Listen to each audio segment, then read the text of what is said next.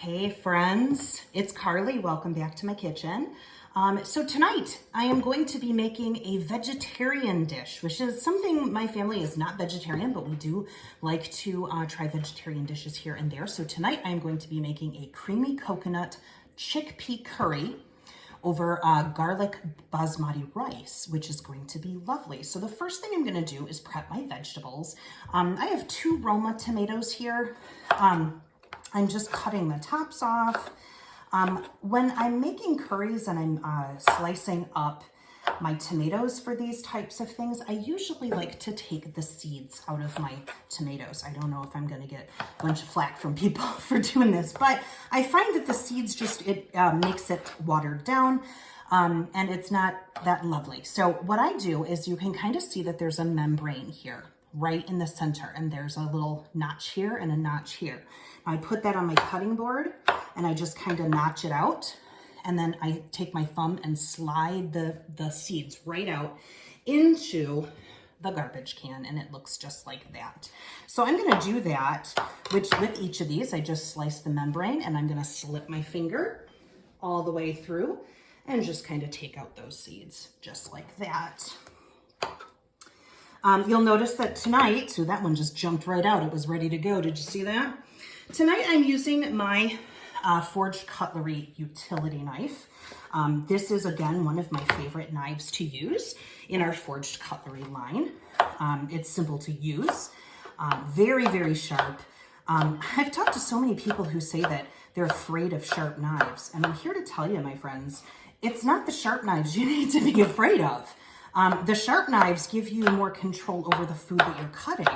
It is the unsharpened knives that are really, really dangerous because they slip off of your food and then they slip onto your fingers, and that's exactly what you don't want. So make sure you're working with a good set of knives and make sure whatever knives you're using, they are sharpened. That helps to cause less problems in the kitchen. So this is 2 Roma tomatoes seeded and chopped up. The next thing I'm going to use is my food chopper. Now, I've talked about the food chopper before. It chops your food basically, but I do want to show you a little bit of something how it comes apart. This is totally dishwasher safe. You pull this off, this comes out, and then this fans open so no food gets stuck up in there. And you put this on the top shelf of or the top rack of your dishwasher, and then it's clean, and then it comes back out, and then you kind of reassemble it just like that. It does have a cap that goes over the bottom, so you can actually, if you're doing like chopped nuts for the top of dessert or something, you can actually chop the nuts right there in the cap.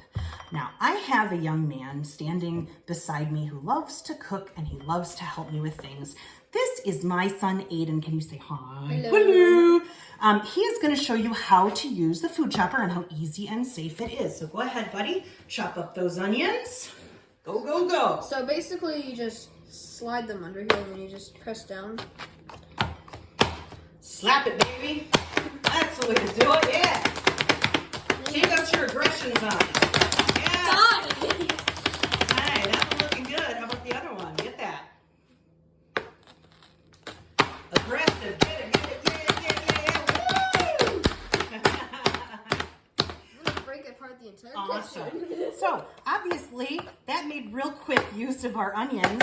And like I was telling my kiddo, just, man, don't be gentle with it. It's cool. Take out your aggressions, get your onions chopped, and then you don't have to worry about using knives all the time. So now that my vegetables are chopped, I am going to go over and start my basmati rice.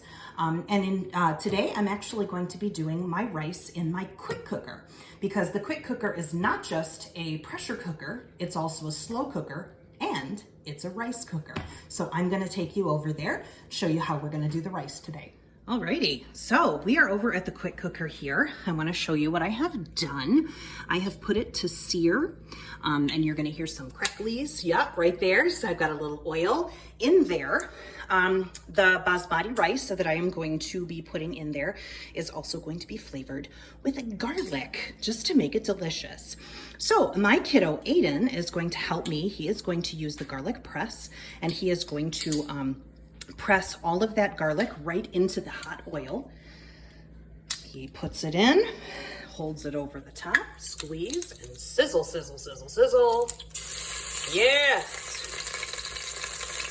Okay, beautiful. Now I'm gonna scrape that off, hold it to the side, hold it to the side. No, I mean like up this way. There we go.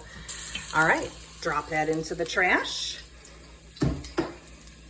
and go to the next. So using the garlic press is a much better way of doing your garlic. You don't have to do this, you don't have to work with it being so sticky and trying to get all of that, the skins off and all of that.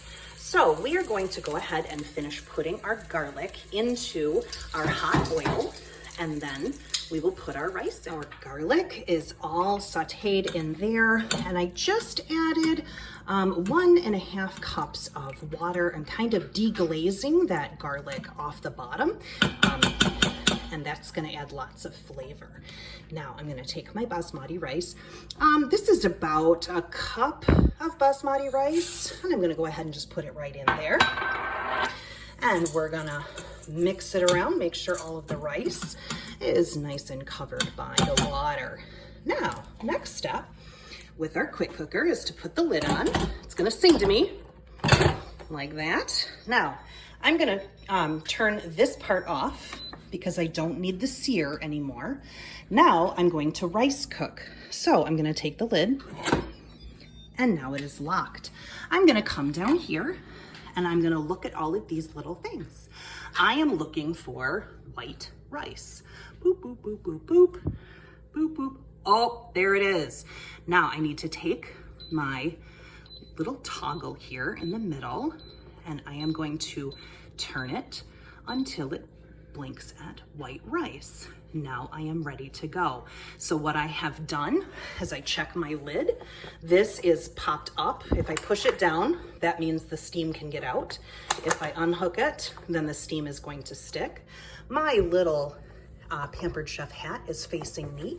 My plunger is down, and I am going to go ahead and start this. Now, that is going to heat up on the inside, and it is going to cook my rice. And when it is done, it will be ready for our chickpea curry. Okay, we are over at the stove now as my rice is cooking. I'm gonna go ahead and take, this is my 12-inch, isn't this gorgeous? This is my 12-inch non-stick pan.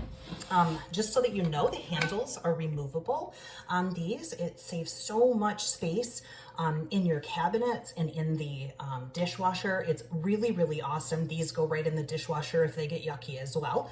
And they also come off so that this pan goes into the oven. So you don't want this going in the oven. That's why you remove it. But then you can put them back on, and then you have a saute pan or whatever you want to do with it.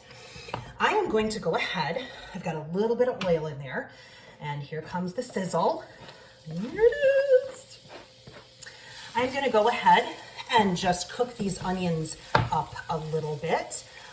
It'll take probably 3 to 5 minutes for these to get translucent. I'm also going to add just a little bit of salt. I use kosher salt. But of course, you can use any kind of salt that you want to. I find that kosher salt is a little bit more mild than table salt. So that's kind of why I use it in my cooking, because it's more mild and it doesn't completely go crazy with the salt flavor. So I'm gonna go ahead and cook these down, and then I'll be adding more of my ingredients. My onions are translucent. It's starting to smell absolutely lovely in here. I love the smell of cooking onions and garlic. It just, for some reason, it's like homey or something. So the next ingredients I'm going to add, this is about 1/4 cup of tomato paste. That's gonna give this sauce a really delicious tomatoey flavor.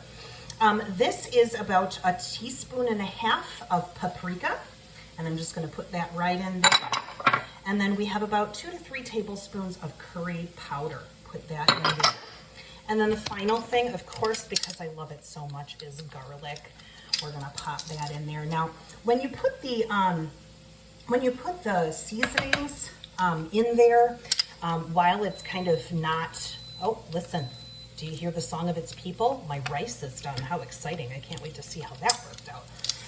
But when you put your seasonings into a hot pan, it really helps those seasonings to expand and really brings out that flavor that they have by putting them in that hot pan. So that's just a little pro tip for you. I'm gonna go ahead and just cook this until it is fragrant, which it already is. But let those oils start to come out of all of those seasonings that we just put in there. Oh my goodness. I don't know, the smell of curry, oh, it is just to die for. It is so delicious. So now what I'm going to do is I'm going to be adding the things that are going to be making this curry a sauce. So I'm gonna go ahead and add my tomatoes. These were the 2 Roma tomatoes that we cut up earlier. Those are gonna go right in there and start cooking down. Lovely, lovely. The next thing I'm going to add, this is 1/3 a cup of water and 2 teaspoons of sugar melted into it. That's my little easy read measuring cup there. So I'm gonna go ahead and add that. It's gonna start thinning out our sauce a little bit here and making that tomato paste, instead of being a paste, it's gonna become more of a liquid state. And the next thing I'm going to add are my chickpeas. This is a chickpea curry, as I mentioned before. This is my easy read measuring colander. This is 3 cups of chickpeas. I have put them under the faucet and rinsed them off. You want to get off some of the, whatever they're in. It's almost gelatinous to me, and I'm not really a big fan. So that was 3 cups of chickpeas. You can get those right in the bean aisle. And that is going into the pan. And the final thing here is about 1.5 cups of coconut milk. Oh my goodness. There is such a lovely color. As soon as I have this mixed together, I will show you how beautiful this is. So, and the coconut milk adds not only a beautiful color, which of course it does, but it adds that flavor and just a bit of sweetness. Coconut milk can be sweetened, but it is normally sweetened, or it's just naturally sweeter. So this curry, it goes really well with this curry, with the sweetness and also the spice. So I'm gonna go ahead and cook this down until the sauce thickens, and then we will go to our next step. As my beautiful curry is simmering over there, oh my gosh, the smell in here is absolutely ridiculously awesome.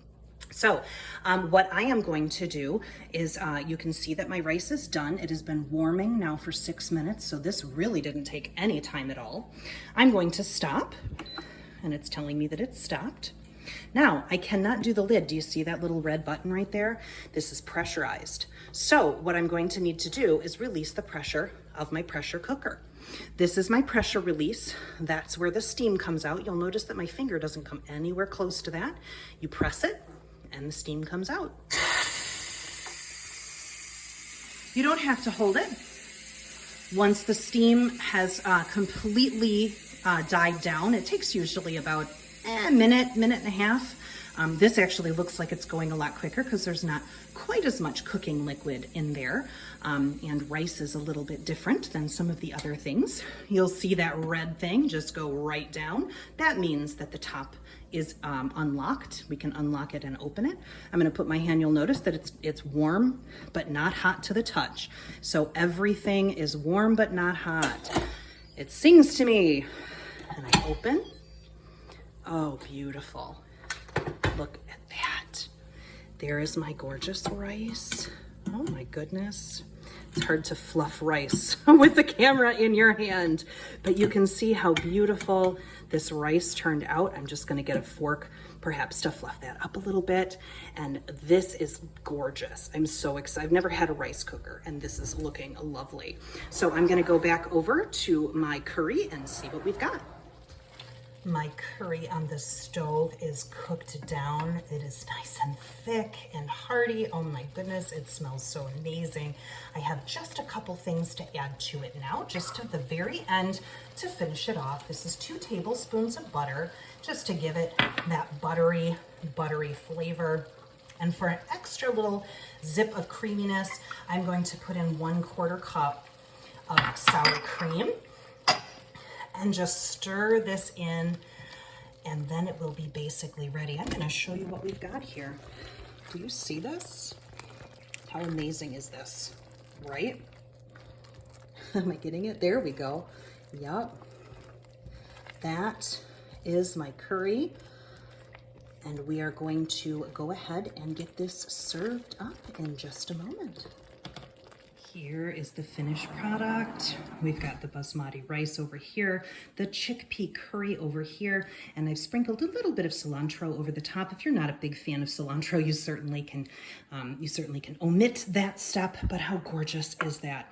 Isn't that just beautiful? Thank you so much for watching. I hope you learned a little something. I hope you enjoy this recipe, and I'll see you later. Bye-bye.